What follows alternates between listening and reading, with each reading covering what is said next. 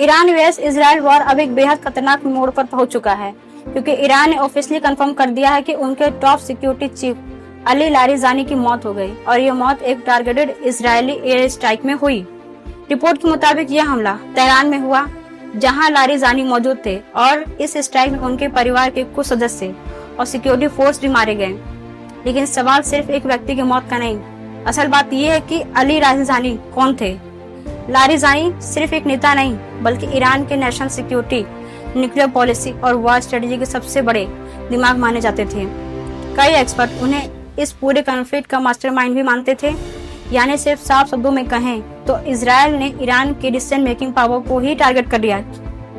अब इसका असर क्या हुआ वो और भी खतरनाक है। ईरान ने हमले के तुरंत बाद साफ कर दिया कि वो इसका बदला लेगा, और बदला सिर्फ बयान तक सीमित नहीं रहेगा। रिपोर्ट्स के मुताबिक ईरान ने इजराइल के कई इलाकों पर मिसाइल स्ट्राइक किए और ये अटैक एक बड़े स्केल पर हुए।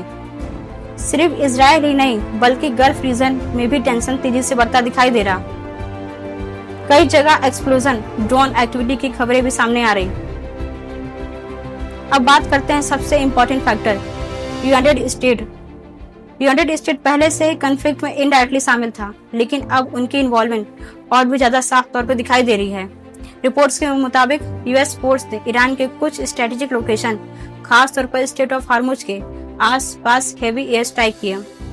स्टेट ऑफ हार्मुज वही जगह है जहां से दुनिया का एक बड़ा हिस्सा ऑयल सप्लाई गुजरता है, और यही वजह है कि इस पूरे कॉन्फ्लिक्ट का असर ग्लोबल लेवल पर दिखने लगा है। ऑयल प्राइस तेजी से बढ़ रहे हैं, इंटरनेशनल फ्लाइट पर असर बढ़ रहा, शिपिंग रूट खतरे में है, और ग्लोबल इकोनॉमी प्रेशर बढ़ता जा रहा। सबसे बड़ी बात, अगर ये सिर्फ ईरान इजराइल के बीच की लड़ाई नहीं रही, ये एक फुल स्केल रीजनल कॉन्फ्लिक्ट में बदलता जा रहा, जिसमें यूएस भी एक्टिवली शामिल है। और अगर सिचुएशन इसी तरीके से एक्सेलेरेट होती रही तो इस क्राइसिस पूरी दुनिया को प्रभावित कर सकता है।